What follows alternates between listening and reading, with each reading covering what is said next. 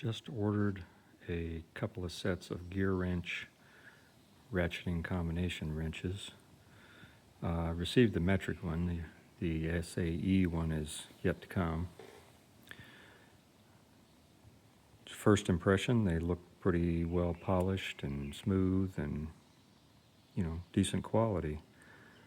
Haven't used any of them yet, so I can't tell you how well they work. But the first thing that strikes me is, for the majority of people who are right-handed, as I'm holding it here, and most of the time you're going to be using these wrenches, it's on the ratcheting end. Notice that all the numbers, sizes, and all the logo information on it are upside down, no matter how you hold it right-handed to use the ratcheting end. Really? Nobody thought anything about that? Doesn't make any sense to me.